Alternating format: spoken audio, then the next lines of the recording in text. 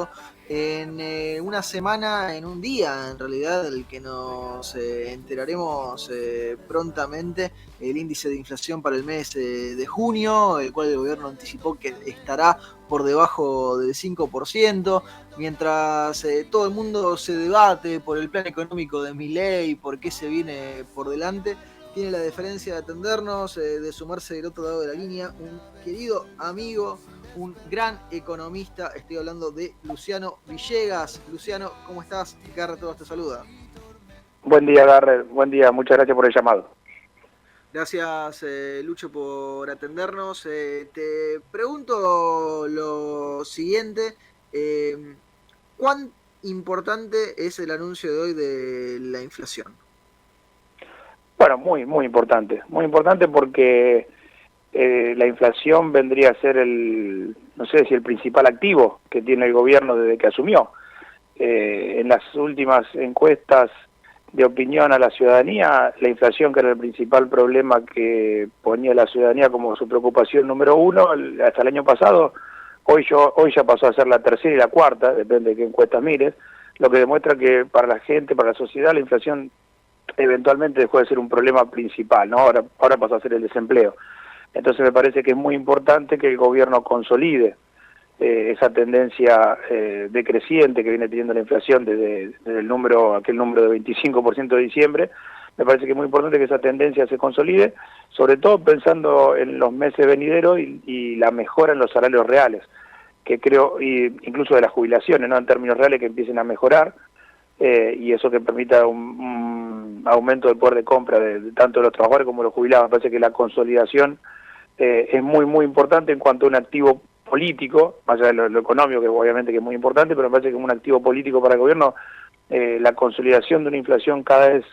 Igualmente no creo que esta inflación particularmente sea mucho más baja que la del mes anterior, incluso hasta creo que puede llegar, bueno, depende de las consultoras que uno va mirando, ¿no? Pero puede ser igual o algunas décimas superior al mes pasado, pero se va a consolidar en número inferior al 5% seguramente. Hace algunos meses, Luciano, cuando charlábamos aquí en CNN Radio Rosario, vos destacabas que te sorprendía para bien cómo en el último tiempo cada vez más en Argentina se habla de temas económicos y de temas económicos que no se hablaban.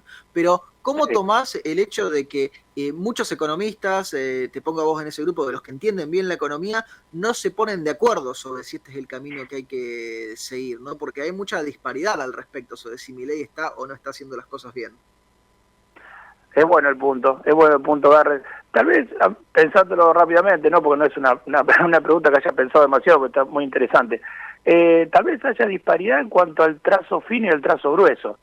Me parece que los que piensan que la dirección era correcta, tal vez están pensando en el largo plazo y están pensando que a futuro consolidar meses y seguramente el año con superávit fiscal es un gran avance. Y pensar en un banco central el que está limpiando su hoja de balance es un punto a favor. Y pensar que el Banco Central está armando todo para poder aplicar política monetaria seriamente, como se hacen los bancos centrales del mundo, puede ser un punto a favor. Ahora, cuando vos miras el trazo fino, ahí sí puede ser que haya alguna disparidad, me parece. Pero yo creo que en lineamientos gruesos y largo plazo, no creo que haya demasiado debate en cuanto al superávit fiscal, a la limpieza que se está haciendo de la hoja de balance, a que el Banco Central haga política monetaria. A lo mejor sí hay un poquito más de disparidad en la opinión de los economistas, en el sentido de el famoso no a trazo cambiario, y este tipo de cambio que probablemente no le permita ser competitivo a algunos sectores de la economía. Entonces ahí tenés como un debate de, che, mirá, en la Argentina sí, con este tipo de cambio probablemente las economías regionales no arranquen, y haya determinados sectores de la economía que no arranquen. Y otros economistas te van a decir, no, bueno, pero mira, es el tipo de cambio, si no, si salimos del cepo, ese tipo de cambio va a subir, y toda la consolidación de esta baja de inflación que estábamos charlando en la respuesta anterior se va a alterar, y ahí el gobierno va a perder un activo muy importante. Y entonces creo que también hay una especie de disparidad entre la visión neta y puramente económica y una visión que dice, bueno, también no es solamente economía, es economía política. Entonces, no sé si se entiende la respuesta, a lo mejor la dice muy rebuscada, pero me parece que No, te entiendo. algunos algunos dicen, che, mira, no, esto no es netamente economía, no me vengan con el manual de decirme que, claro, tenía que haber liberado el tipo de cambio el día 1, porque si liberaba el tipo de cambio el día 1, el tipo de cambio se iba a 3.000 y el gobierno duraba un día. Y otros dicen, no, mira, acá tenés que mechar con política, acá tenés que ir consolidando un tipo de cambio bajo, que baje la inflación, y el cepo durará lo que tenga que durar, y bueno, yo sé que los manuales dicen que con un cepo cambiario no van a llegar inversiones, que tal y cual, pero bueno, dada la situación actual, que un banco central sin reserva no puede salir del cepo porque te puedes comer una corrida cambiaria que bueno, con las consecuencias que nosotros sabemos, ¿no?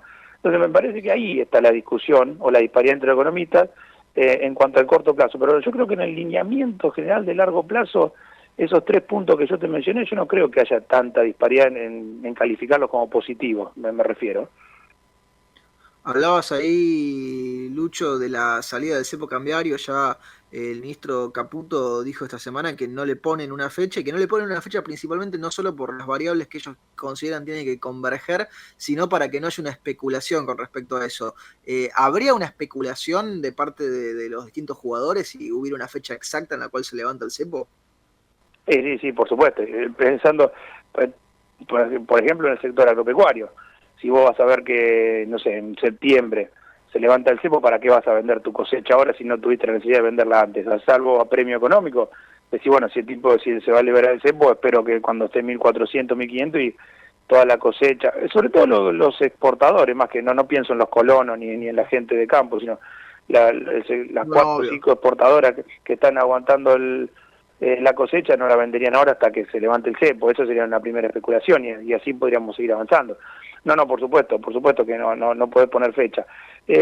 Bueno, ahí sí tenés un punto, por ejemplo, de debate, porque vos estás pensando, bueno, quieren liberar el cepo, pero solo lo harían, según las distintas fases que presentó el ministro de Economía y el gobierno, una vez que tengan dólares, 10.000 millones aparentemente, para poder contener una corrida bancaria. Y eso es bien práctico, no es nada ideológico eso, porque si vos sos liberal, vos vas a liberar el tipo de cambio y que el mercado opere y que el mercado determine el precio de equilibrio del tipo de cambio, ¿no? Eso Sí, es pero liberal esta puro. última semana habló Milei de tipo de cambio fijo, que no sabían si iba a ser fijo o si iba a ser flotante. Sí, no me pida una definición en cuanto al régimen cambiario porque yo creo que tampoco. No, porque además también, digo, vos trabajaste muchos años en eso, además lo conoces muy bien, pero el propio Milei ha ido variando, ¿no? Por lo menos en su discurso, cuál puede ser el resultado final, el destino final. Sí, eso es muy curioso, porque íbamos de una dolarización casi segura, ¿te acordás? Cuando él se presentaba como un candidato, se presentaba como que, bueno, no sé si puedo decir la mala palabra, pero el peso era estiércol, por decirlo de alguna manera. Sí, lo decía el Entonces, presidente, digo, en ese momento no lo era todavía, pero... exacto, y la dolarización, y apenas empezó a ser presidente, ya el tema de dolarización pasó a ser competencia de moneda, y después lo que era competencia de moneda pasó a ser un tipo de cambio en donde necesito dólares. ¿Para qué? Para administrarlo, básicamente, porque si no, ¿para qué querés dólares? Entonces ya pasaste de una competencia de moneda a un tipo de cambio donde vos querés tener dólares en el Banco Central para poder influir y no flotar libremente. Ahora ya hablas de un tipo de cambio fijo, entonces no creo que haya una definición clara, y ahí sí podemos hacer una crítica, sustentada, de que no parece haber una definición demasiado clara hacia dónde vamos en el régimen cambiario. Ahora, sí es cierto que cuando uno mira la definición y piensa que para salir de cepo necesitan 10.000 millones de dólares, evidentemente vamos a algún sistema en donde ellos quieren intervenir en el mercado cambiario para evitar corridas. Básicamente lo que Bueno, están que fue teniendo lo es que pudo miedo a una suceder en su afectación. momento, y Sandleris, corregime si me equivoco, Lucho, en lo que fue el gobierno de Mauricio Macri, que era lo que se llamaba flotación libre sucia, ¿no? Es decir, que intervenían para mantenerlo dentro de determinadas bandas al peso y al dólar. Sí, también fue lo que hizo Néstor Kirchner apenas asume el gobierno, ¿no? En aquel momento la banda eran 2,80 y 3,20 pesos por dólar, estoy hablando del año 2003, 2004, ¿no? Y Guido Sandleri en octubre del 2018, esas bandas de flotación que fluctuaban 3% mensual, o sea, era una banda de flotación pero no era fija, o sea, todos los meses esa banda iba subiendo como si fuera una escalerita y había que tratar de meter el dólar dentro de esa escalerita, por decirlo de alguna manera. Pero siempre estamos hablando de esquemas en donde vos necesitas reservas para poder defenderte de una corrida cambiaria, ¿no? Entonces me parece que no vamos a un esquema tipo cambio libre y eso tampoco sería demasiado liberal si es que este gobierno fuera liberal y todo eso. Entonces me parece que se está convirtiendo poco a poco en un gobierno más pragmático que liberal, y esto tal vez no es ni siquiera como una crítica, no siquiera lo estoy diciendo como una crítica, porque tal vez liberar el tipo de cambio hoy, estaríamos hablando de un tipo de cambio más cercano a 1.400, 1.500, y el salto inflacionario sería muy duro para los argentinos hoy, un salto inflacionario de 30-35% en alimentos. Alimentos que, dicho sea de paso, hoy lo vamos a ver en las estadísticas que saca, pero están completamente planchados en cuanto a la subida de precios. Y eso, más allá de que el dato de 4 o 5 de productos a lo mejor de tarifa, qué sé yo qué, si desglosás el dato, a mi criterio, el dato que hoy hay que mirar cuando salga el INDEC es el dato de cuánto aumentaron los alimentos. Ese es el dato importante.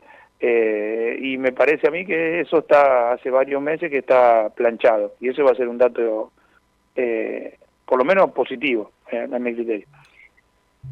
Eso se conecta muy bien, Lucho, con lo que fue el libro que publicaran con mucho éxito con Juan Sebastián Landoni, Pagan los pobres. Yo le pregunté a él en su momento aquí en la radio si seguían pagando los pobres. Yo te hago la pregunta siguiente a vos, te la modifico un poco. ¿Se empezás a notar que se revierta o que se pueda empezar a revertir ese Pagan los pobres tan histórico y tan arraigado en la Argentina? Me parece que acá lo que pudo haber estado pasando, y por eso me parece que la gente bancó el ajuste, por decirlo de alguna manera, es que no solamente pagaron los pobres. Me parece que hay alguna... bueno, pagué, está bien, hice el esfuerzo, pero el de al lado también hizo el esfuerzo. Me parece que tiene que haber algo de eso, en el sentido de que antes siempre pagaba el pobre, y mientras tanto veía que el empleado público vecino seguía viviendo la vida normal.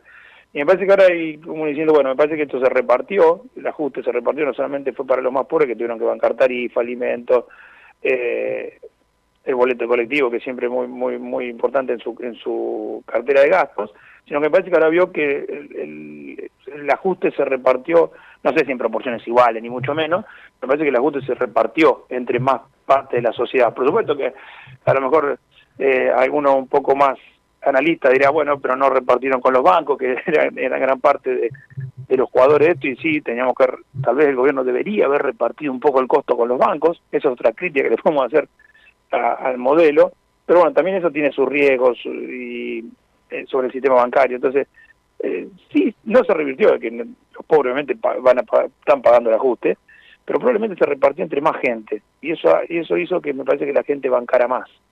Pero es un análisis muy superficial, Garre, porque tampoco tenemos claro bien, hasta que no tengamos números más precisos de cómo fue que se repartió este ajuste en la sociedad. Ahora, las estadísticas en cuanto a redistribución del ingreso, eso suelen tardar meses. Entonces, bueno, para terminar una respuesta más definitiva, si realmente las capas más bajas de la sociedad son las que pagaron ajuste, preferiría esperar un par de meses y ver más números. Esperar un par de meses y ver más números. ¿Esa te parece también, Luciano, que es la imagen que hay que tener con respecto al periodo que estamos viviendo, ¿no? De la economía argentina? Porque lo charlábamos al comienzo de esta entrevista, estamos muy en medio del bosque, ¿no? Sí, eso es cierto. Yo creo que se vienen por lo menos 3-4 meses, no sé si donde puede pasar cualquier cosa, porque no tampoco creo que sea así, pero me parece que se vienen meses con definiciones importantes. Definición importante, a ver cómo se consolida la baja de inflación, qué pasa con esa famosa hoja de balance, si finalmente la logran depurar, cómo en estos 3-4 meses va evolucionando la deuda del Tesoro, porque ese pase que está haciendo el gobierno, que se consolidará el 22 de julio, cuando el Banco Central deje de emitir pasivos remunerados, pero todo eso se convierta en deuda del Tesoro. ¿Cuál es esa deuda del Tesoro? ¿Y cuáles son los intereses que va a haber que pagar? ¿Y cuál es el superávit necesario para pagar esos intereses sin defaultear?